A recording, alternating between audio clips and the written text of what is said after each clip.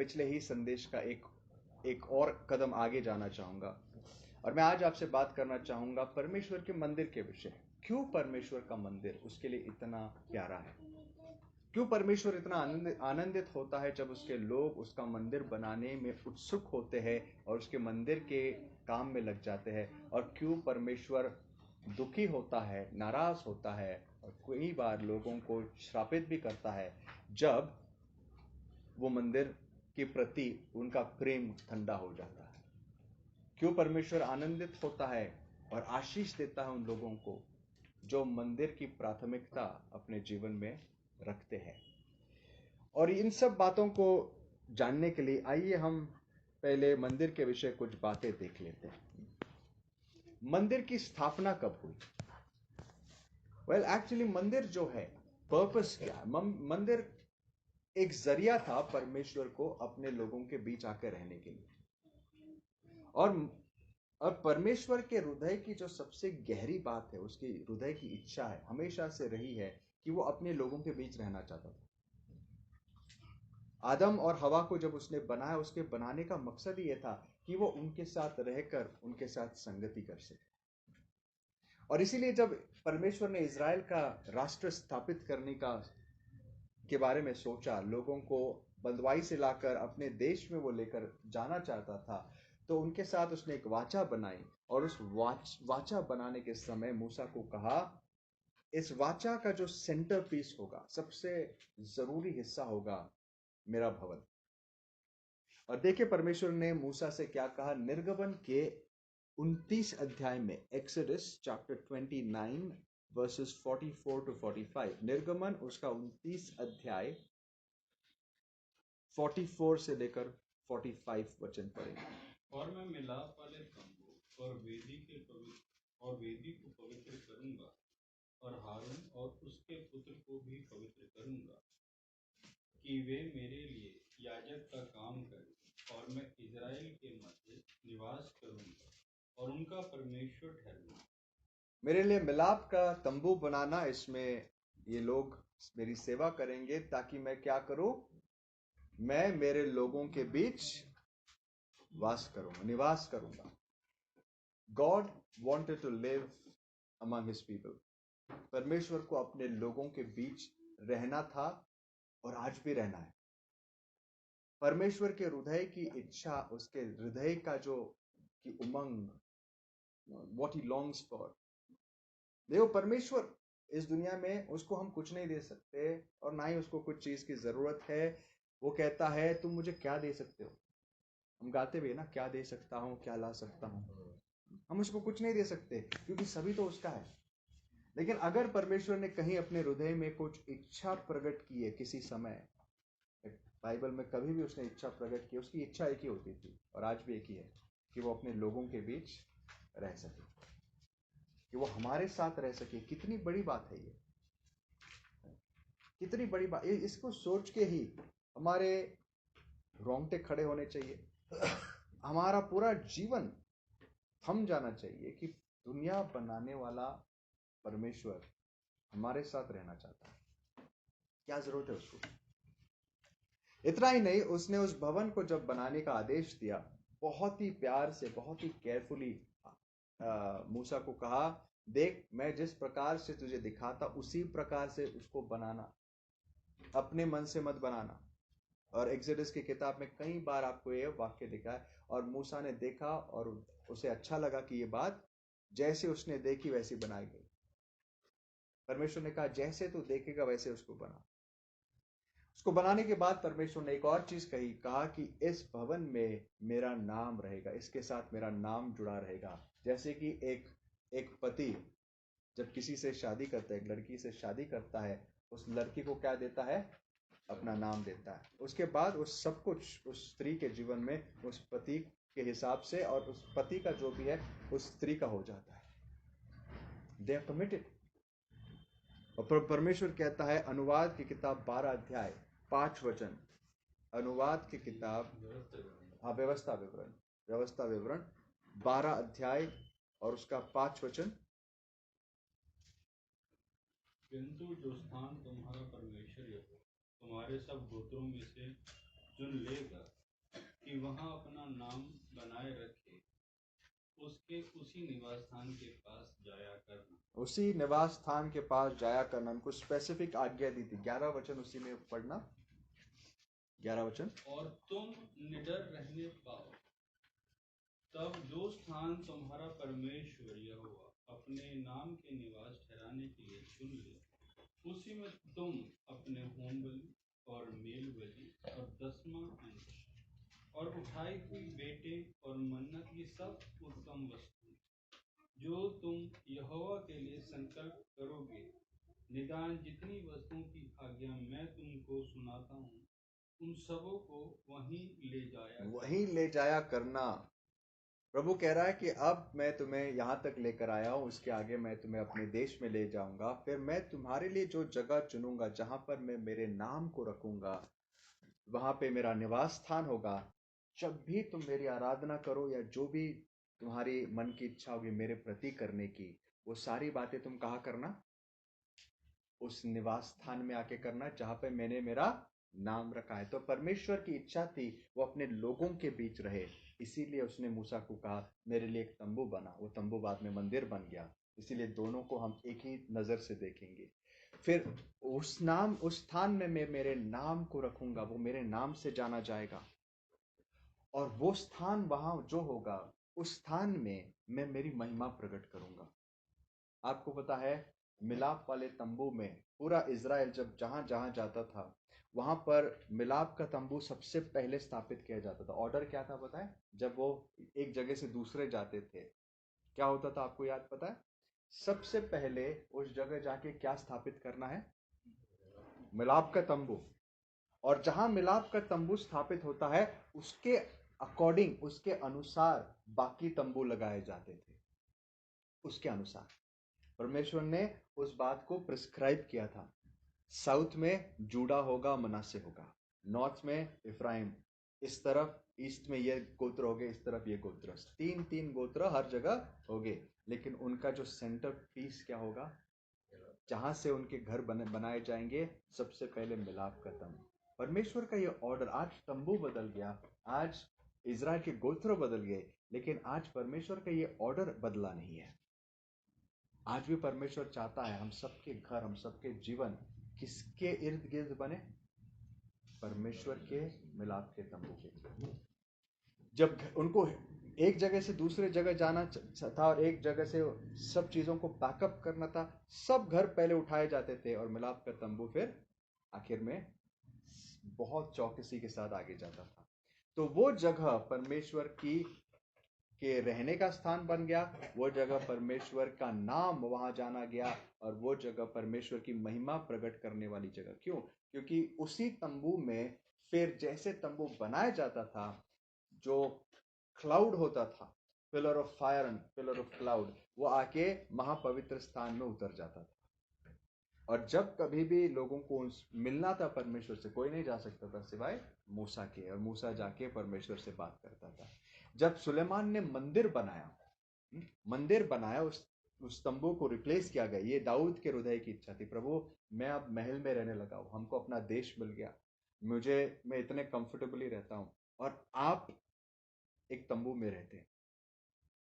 अभी जरा सोचना इस बात के बारे में, परमेश्वर हमसे इतना प्रेम करता है, परमेश्वर अपने लोगों के बीच में रहने के लिए इतना उत्सुक है कि वो दुनिया बनाने वाला परमेश्वर, जिसको कोई समा नहीं सकता, वो आकर एक तंबू में रहने के लिए तैयार हुआ।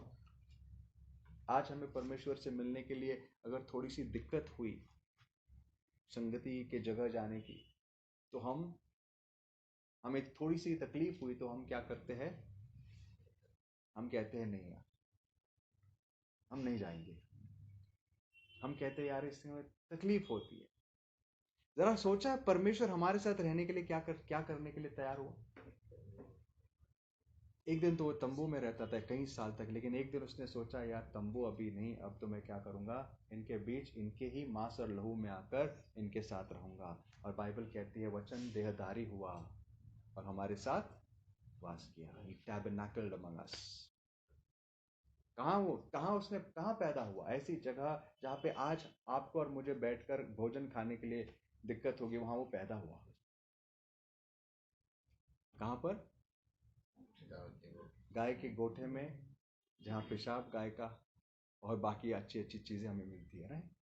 लेकिन परमेश्वर हमसे इतना प्रेम करता है। चलो ये तो उसने, अगर उसके बलिदानों की हम या ये सूची निकाले तो हमें शर्म आएगी कि परमेश्वर हमारे साथ रहने के लिए क्या करता है और हम बदले में उसके लिए क्या करते हैं। और आनी चाहिए, क्योंकि परमेश्वर हमसे यही उम्मीद करता है।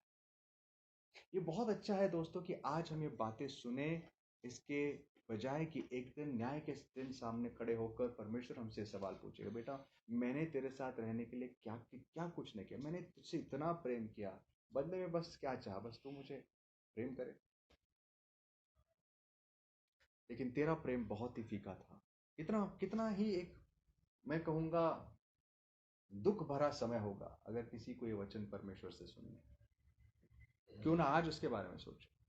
तो उसने हमारे साथ रहने के लिए वो आया, उसने तंबू बनाया। और दाऊद ने सोचा प्रभु नहीं, दाऊद देखो, दाऊद बहुत सेंसिटिव इंसान था, बहुत ही, इसीलिए वो परमेश्वर के प्यारे लोगों में से चुना हुआ लोग थे। वो कहता प्रभु प्रभु ये नहीं, सही नहीं है कि मैं आज महल में रहता हूँ और तुझे जहाँ मिलने जाता हूँ मुझे एक तंबू में मिलने जाना पड़ता है। नहीं, मैं तेरे लिए महल बनाऊंगा। और परमेश्वर खुश हो गया। देखो ये आज्ञा नहीं थी, दिस वाज नॉट कमांडेड। बहुत सारी चीजें होती है जो आज्ञा दी होती है, दे आर कमांडेड। और वो करने के लिए भी हम 10 बार सोचते हैं करना जरूरी है क्या। हाँ, इसको हम क्या बोलते हैं, मिनिमम क्रिश्चियंस क्या बोलते हैं, कम से कम क्या करना पड़ेगा, बोलो महीने में कितनी बार चर्च अटेंड करे, कम से कम कितना दान दे कि हम स्वर्ग में जा सकते, कम से कम प्रार्थना कितनी चलेगी, 10 मिनट 15 मिनट, परमेश्वर स्वीकारेगा। इसको कहते हैं मिनिमम क्रिश्चियन। ये वो लोग होते हैं जो जिनको परमेश्वर से प्रेम नहीं, लेकिन डर के मारे कि कहीं नरक न जाए, वो कुछ करने की कोशिश करते हैं। I mean that is hopeless. ये जो वृत्ति होती है ना, it defeats the whole purpose. परमेश्वर के पूरे विचारों को हम नहीं समझ पाते। परमेश्वर को वो लोग अच्छे हैं जो आज्ञा के बिना पहले सोचते हैं परमेश्वर के लिए आप क्या करें। दाऊद को किसी ने बताया नहीं कि मैं मेरे लिए भवन बना, तंबू में परमेश्वर खुश था, लेकिन दाऊद ने सोचा प्रभु ये अच्छा नहीं है कि आप तंबू में रहते, मैं इतना बड़ा महल में रहता हूं, मैं तेरे लिए महल बनाऊंगा। तो परमेश्वर ने नाथान को भेजा और कहा जो भी तेरे मन में है कर, मैं खुश हूं। लेकिन एक बात है, तेरे हाथों पर बहुत खून है, क्योंकि तू युद्ध का व्यक्ति है, तूने बहुत खून बहाया है, इसके लिए तेरी ये इच्छा तेरा बेटा पूरा करेगा। और सुलेमान को प्रभु ने अनुग्रह दिया। सुलेमान ने मंदिर बनाया, और मंदिर के पहले दिन सुलेमान ने भी वो किया जो उसके पिता ने सिखाया था।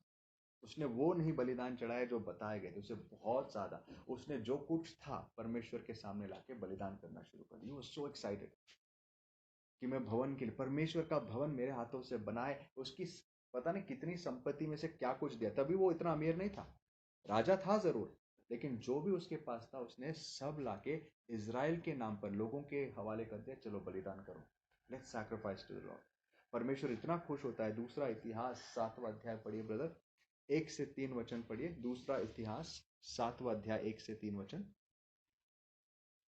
और सुलेमान यह प्रार्थना कर चुका, जब सुलेमान यह प्रार्थना कर चुका तब स्वर्ग से, जब सुलेमान यह प्रार्थना कर चुका तब स्वर्ग से आग ने गिरकर होम बलियों तथा और बलियों को भस्म किया, और यहोवा का तेज भवन में भर गया, और याजक यहोवा के भवन में प्रवेश ना कर सके, क्योंकि यहोवा का तेज यहोवा के भवन में भर गया था।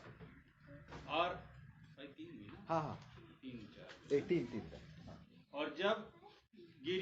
और जब आग गिरी और यहोवा का तेज भवन पर छा गया, तब सब इजरायली देखते रहे और फर्श पर झुककर अपना मुंह भूमि की ओर किए हुए दंडवत किया, और यूं कहकर यहोवा का धन्यवाद किया कि वह भला है, उसकी करुणा सदा की है।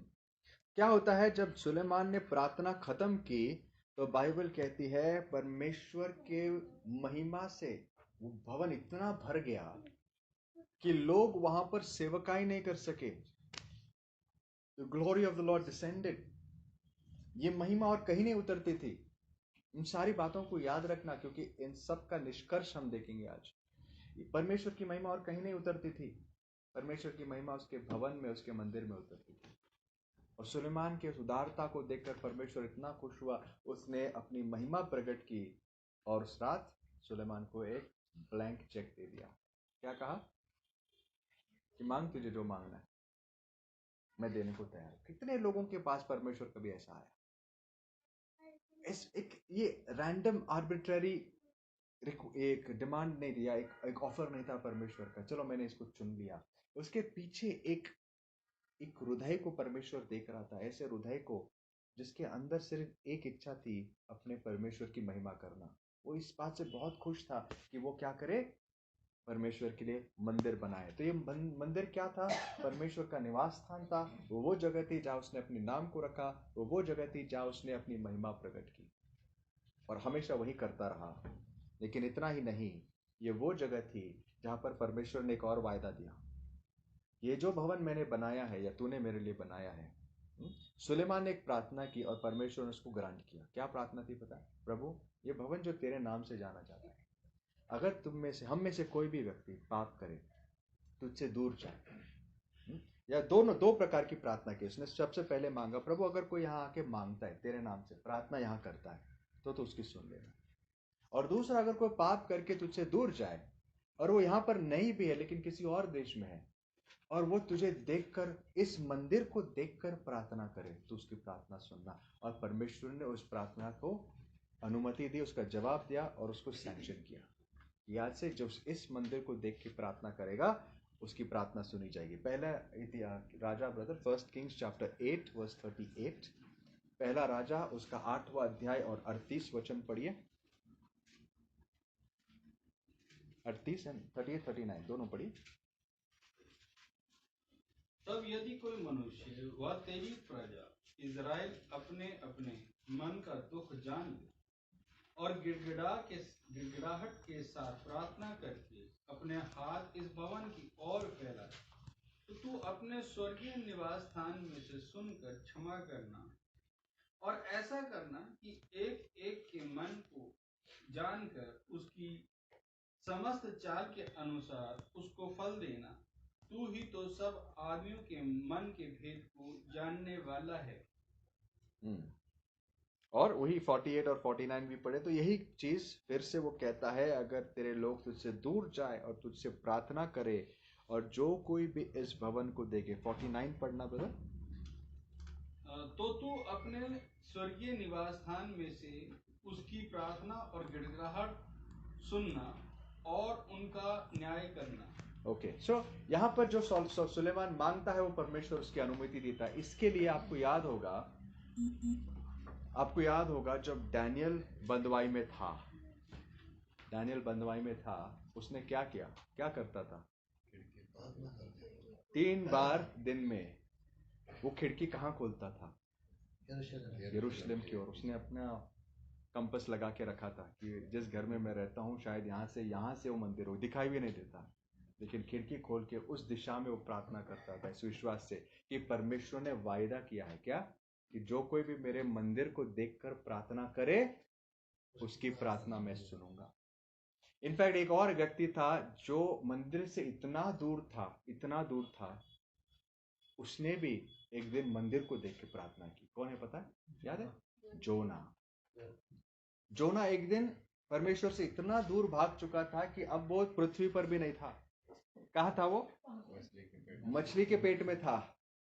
और मछली के पेट में वो जोना चैप्टर 2 वर्स 4 में कहता है, परमेश्वर मैं तुझसे इतना दूर गया, मुझे क्षमा कर, लेकिन अब मैं तेरे मंदिर की ओर देखकर मैंने दुहाई लगाई है। ब्रदर मिला आपको 2:4? तब मैंने कहा, मैं तेरे सामने से निकाल दिया गया हूँ, तो भी तेरे पवित्र मंदिर की ओर फिर ताकूंगा। मैं जल से यहाँ तक घिरा हुआ था कि मेरे प्राण निकले जा रहे थे। प्रभु मेरे प्राण निकले जा रहे, लेकिन तेरी मंदिर की ओर मैं ताकूंगा बाय फेथ। और परमेश्वर ने उसकी भी दुआ सुनी। तो इस मंदिर में प्रभु ने एक वायदा रखा। क्या वायदा रखा? कि जो भी यहाँ पर देखकर, इस मंदिर को देखकर प्रार्थना करेगा, मैं उसकी सुनूंगा सच्चे मन से। Of course there are the conditions. इतना ही नहीं, ये सिर्फ उन व्यक्तियों के लिए नहीं, इस मंदिर की एक और खासियत थी। आइज़ाया चैप्टर 49, आइज़ाया उसका 49 चैप्टर 16 वचन। आइज़ाया 49:16 क्या लिखा है मंदिर के विषय?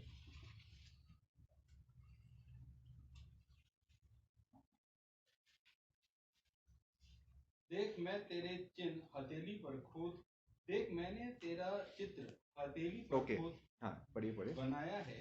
तेरी शहरपना सदैव मेरी दृष्टि के सामने बनी रहती ओके, है। सो इस वचन के पास मैं आऊंगा। इसके पहले 56 आइज़ाया 56 वर्स 7 पढ़िए बोले। Isaiah 56 verse 7। और उनको मैं अपने पवित्र पर्वत पर ले आकर अपनी प्रार्थना के भवन में आनंदित करूंगा।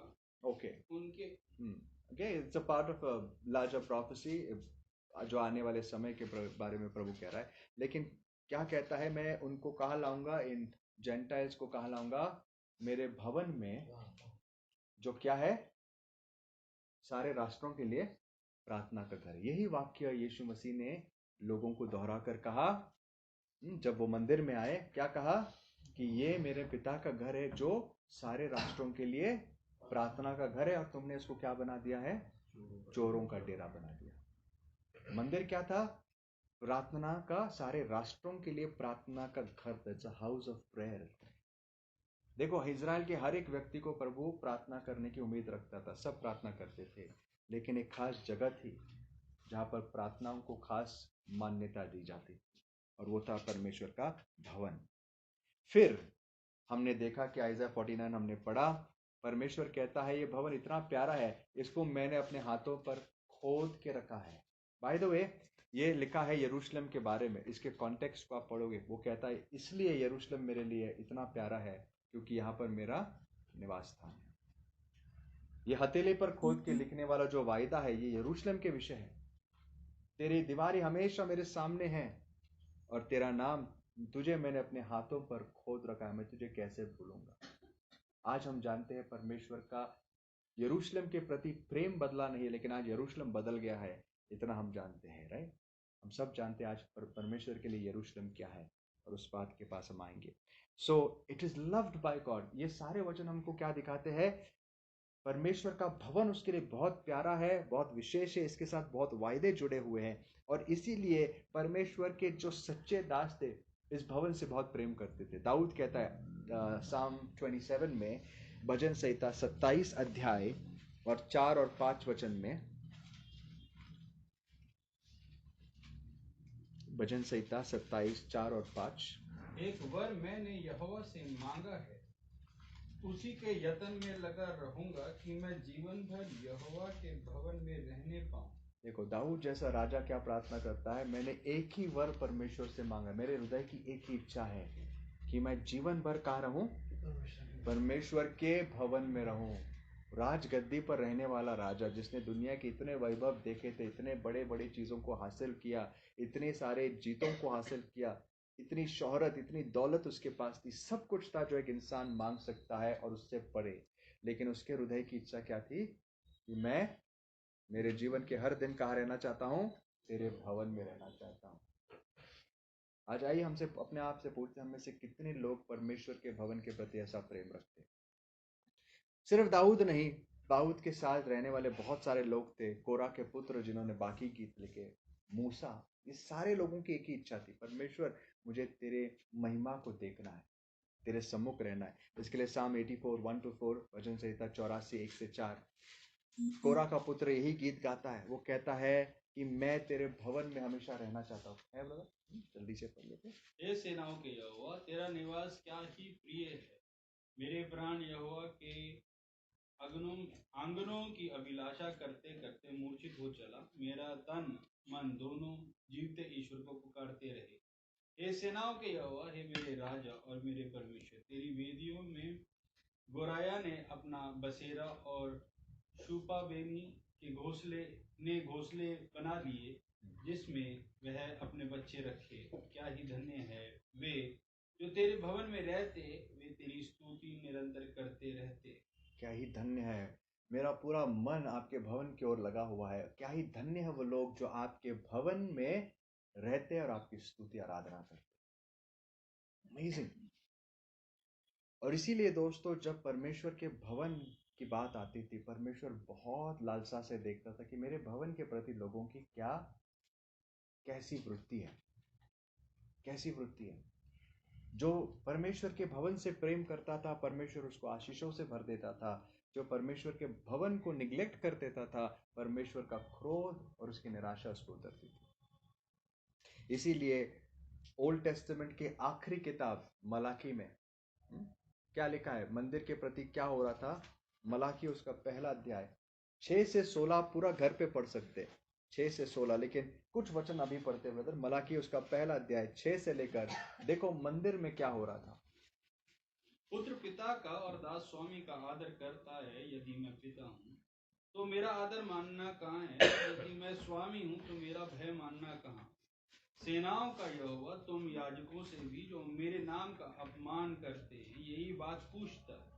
परंतु तुम पूछते हो हमने किस बात में तेरे नाम का अपमान किया? हमने किस बात में तेरे नाम का अपमान किया है? आगे, तुम मेरी वेदी पर अशुद्ध भोजन चढ़ाते हो, तो भी तुम पूछते हो कि हम किस बात में तुझे अशुद्ध ठहराते हैं?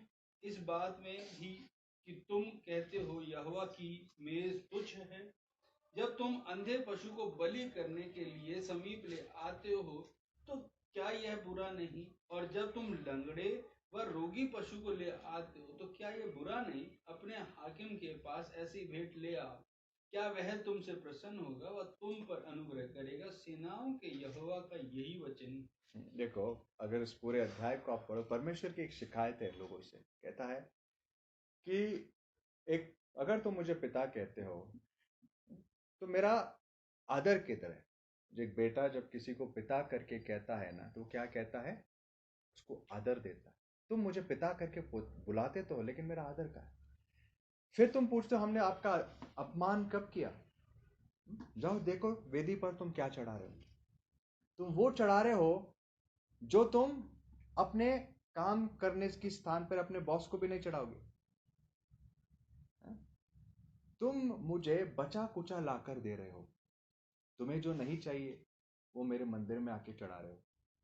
जो पशु तुम्हारे पास है उसमें से जो अंधा लंगड़ा है उसको तुम मेरे वेदी पर चढ़ा रहे हो। उतना ही नहीं, जब तुम चढ़ाते हो तुम क्या कहते हो पता है? यार क्या फायदा ये करके, परमेश्वर की सेवा करके क्या फायदा? और ऐसे करके तुम मेरे हृदय को तोड़ते हो और मुझे तुच्छ और अपमानित करते हो। आगे और बहुत सारी शिकायतें वो प्रभु देता है उनको। प्रभु उनको कहता है जरा देखो तुम मेरे साथ क्या व्यवहार करते हो। मेरी मंदिर की क्या दशा बन चुकी है, मेरी मंदिर की क्या दशा बन चुकी है। मैं चाहता हूं कि तुम इसके बारे में सोचो।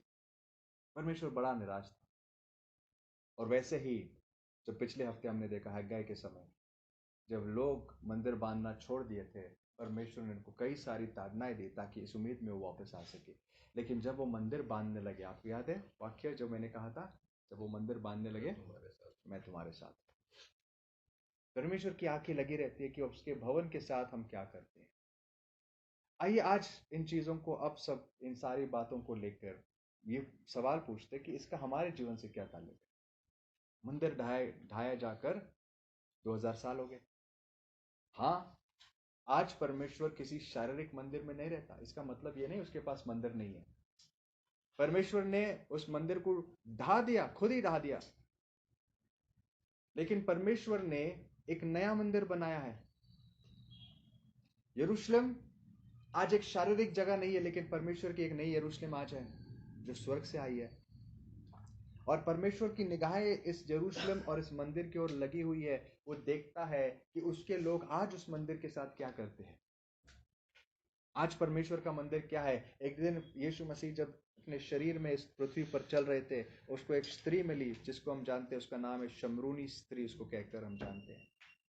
और स्त्री जब प्रभु ने उसके जीवन की पूरी बात बता दी, उसके हृदय के पाप या उसके हृदय की सीक्रेट्स को खोल दे, उस स्त्री को पता चला कि वो परमेश्वर किसी दास के सम्मुख खड़ी है। और वो कहती है, प्रभु रब्बी मुझे एक बात बताना कि हमारे पूर्वज कहते हैं कि अगर परमेश्वर से भेंट लेनी है तो हमें इस पर्वत पर जाना है, हमारा यहाँ पर एक स्थान है। आप लोग कहते हो हमें यरूशलेम में जाना है, तो कहाँ जाना है?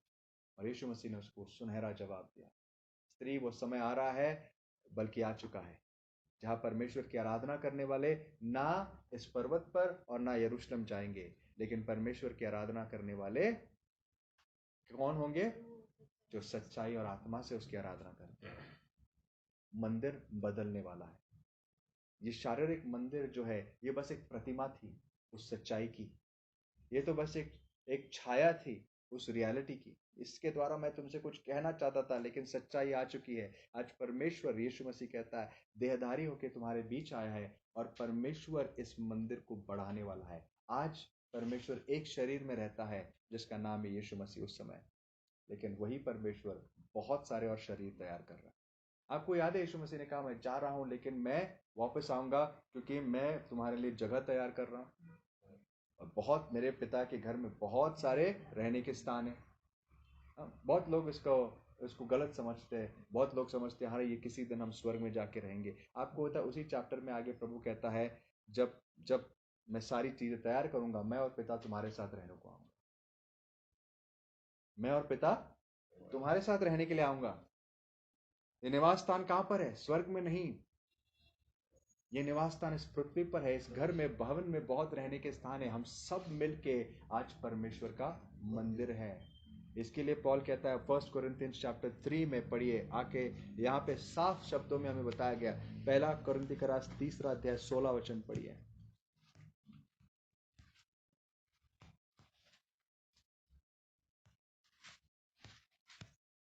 16 क्या वचन। तुम नहीं जानते कि तुम परमेश्वर का मंदिर हो और परमेश्वर का आत्मा तुम में वास करता है? आगे भी पढ़िए ना। यदि कोई परमेश्वर के मंदिर को नाश करेगा तो परमेश्वर उसे नाश करेगा, क्योंकि परमेश्वर का मंदिर पवित्र है और वह तुम हो। क्या तुम नहीं जानते कि तुम परमेश्वर का मंदिर हो? इसके चैप्टर की शुरुआत से पौल बात करता है इस मंदिर को कैसे बनाया जा रहा है। कहता है कुछ लोग मंदिर को घास फूस से बनाते हैं, कुछ लोग लकड़ी से, कुछ लोग और कुछ इस्तेमाल कर, कुछ लोग सोने चांदी और हीरे से। अंत में सबका काम ताया जाएगा कैसे? अग्नि से। और जो चीजें अग्नि का टेस्ट विथस्टैंड कर सकती है वो बनी रहेगी। दोस्तों, आज हम भी इस मंदिर के बांधकाम में हिस्सेदार हैं। और सवाल यह है, और सिर्फ हिस्सेदार नहीं, हम खुद इसके हिस्से हैं। हम ईंट लगाने वाले भी और हम खुद ईंट भी है। सवाल यह है कि हम किस चीज से बनाए गए, इस मंदिर के प्रति हम क्या करते हैं। आपको पता है न्यू टेस्टमेंट में कई बार लिखा हुआ है कि तुम परमेश्वर के मंदिर हो, और हमेशा in every instance it's in the plural. मतलब तुम व्यक्तित्व नहीं, व्यक्तित्व रूप से नहीं। जब लिखा है तुम्हारा शरीर, वो जो ग्रीक में उसका जो ग्रामर आता है, जो बाकी भाषाओं में सीधे ट्रांसलेट नहीं होता है, वो ये है, तुम सबके शरीर, तुम सबके शरीर। और यहां पर जैसे लिखा है तुम, वो तुम मतलब you all are the temple of God. तुम सब मिलकर क्या हो? परमेश्वर के मंदिर हो। इसीलिए जो परमेश्वर के मंदिर को बनाता है वो आशीषित होता है, जो उस मंदिर को डिस्ट्रॉय करता है उस पर परमेश्वर का न्याय आता है। पॉल कहता है एक बार इसी कॉन्टेक्स्ट में चैप्टर 6 में, वो कहता है व्यभिचार से दूर रहो। एक व्यक्ति जब व्यभिचार करता है वो क्या करता है पता है? क्या करता है? शरीर से व्यभिचार करता है। तुम क्या करते हो पता है? एक व्यक्ति जब एक वेश्या के पास जाता है, वो व्यक्ति नहीं, वो किसको लेके जाता है पता है? इट्स ग्राफिक लैंग्वेज, यीशु मसीह को। इमेजिन, ये पॉल के शब्द है। वो अपने आप में नहीं है, वो किसको लेके जा रहा है? मसीह को। Can we join Christ to a harlot, वो कहता है। सो अर्थात प्रभु अपने आप को हम सबसे आइडेंटिफाई करता है, we are the temple of God. तो अब मेरे संदेश के कंक्लूजन में मैं आऊंगा। Let's conclude. परमेश्वर का मंदिर उसके हृदय का बहुत ही नजदीक है। ही लव्स हिज टेम्पल, और आज वो टेम्पल हम सब है। जितने भी वायदे पुराने नियम में थे वो आज टेम्पल से, इस टेम्पल के साथ जुड़े हुए, अर्थात ये मेरे रहने का स्थान है। आज परमेश्वर रहता कहाँ है? उसके लोगों के बीच। उसका नाम हमारे साथ जुड़ा हुआ है। जिसने मसीह में बपतिस्मा लिया, उसने मसीह को परिधान किया, उसके नाम से वो जुड़ जाता है। तीसरी चीज, आज परमेश्वर उसकी महिमा कहाँ प्रकट करता है? कलीसिया में। आज प्रार्थना की जगह कौन सी है? कलीसिया है। आज राष्ट्रों के लिए प्रार्थना करने की जगह कौन सी है? कलीसिया है। आज किसका नाम परमेश्वर के हथेली पर खोद रखा है? उसकी कलीसिया। आज जो कलीसिया बांधता है उसको सारी प्रकार की आशीषें परमेश्वर देता है, लेकिन जो इस कलीसिया के विरुद्ध में काम करता है, जो उसके रुकावट का कारण बन जाता है, वो परमेश्वर के क्रोध के तले आता है। और ये इतनी ही नहीं, इससे कई ज्यादा आशीषें जब हम न्यू टेस्टामेंट में पढ़ते हैं चर्च के साथ एसोसिएटेड है। दोस्तों, हम जब एक साथ आते हैं, इस चीज की पवित्रता को समझने की कोशिश करना।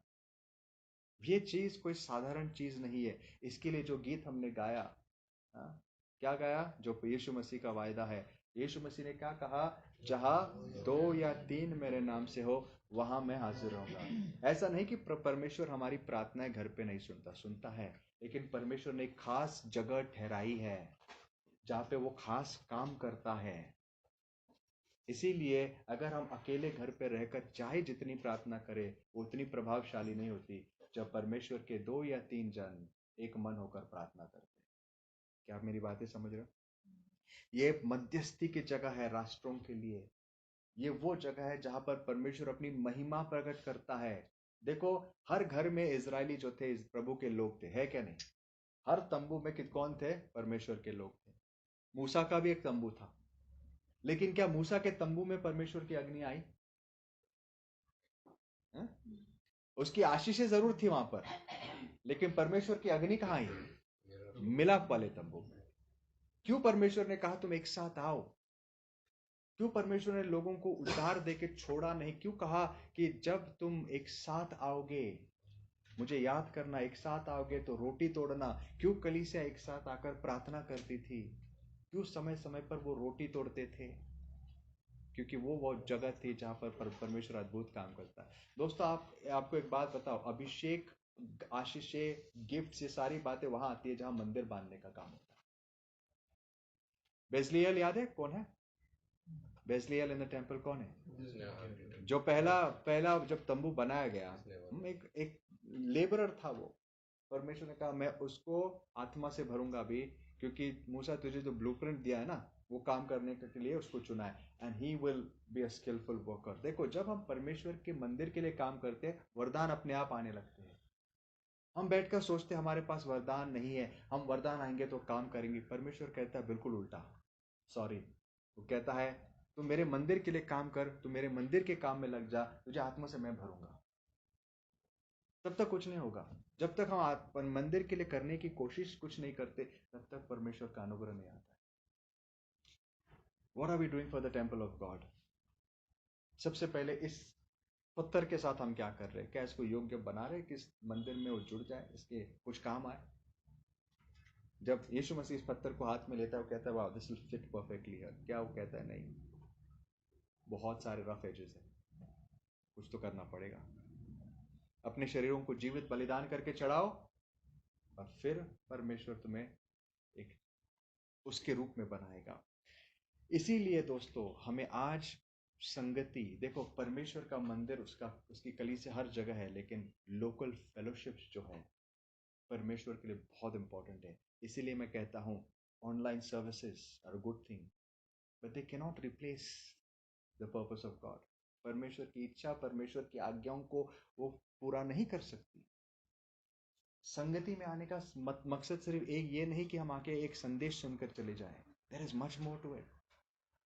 यहाँ पर हम वो अनुभव कर सकते हैं और करना चाहिए जो हम बाकी जगहों में नहीं कर सकते।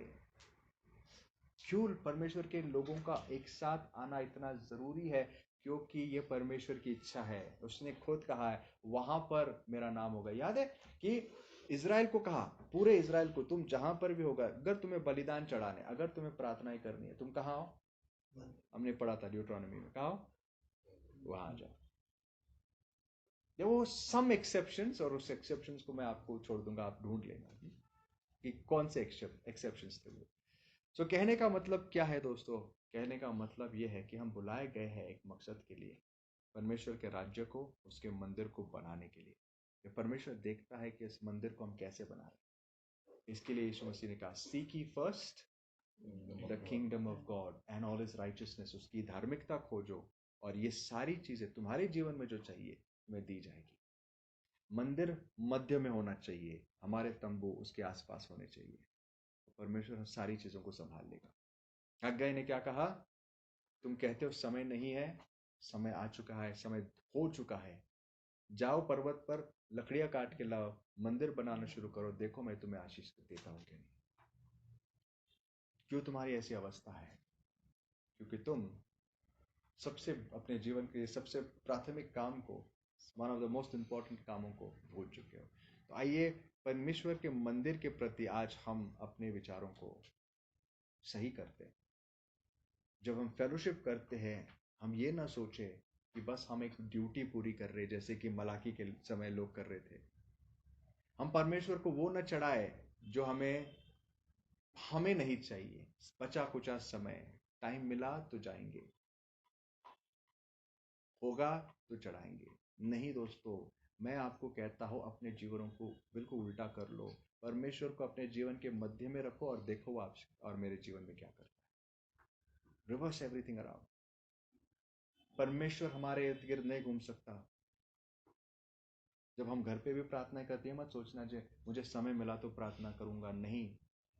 समय परमेश्वर पहला होना चाहिए, बाकी सब चीजें समय मिली या नहीं मिली वैसे होना चाहिए। लेट्स रीओरिएंट आवर लाइव्स और आइए परमेश्वर के इन वायदों को याद रख के उन सारे वायदों का अनुभव ले कि कैसे परमेश्वर प्रार्थनाएं सुनता है, कैसे परमेश्वर आशीषें देता है, कैसे परमेश्वर हमें अपने हाथों पर खोद के रखता है, हमसे जैसा प्रेम करता है। आइए यहाँ पर रुकते हैं और कुछ समय उसकी प्रार्थनाओं में बिताते हैं।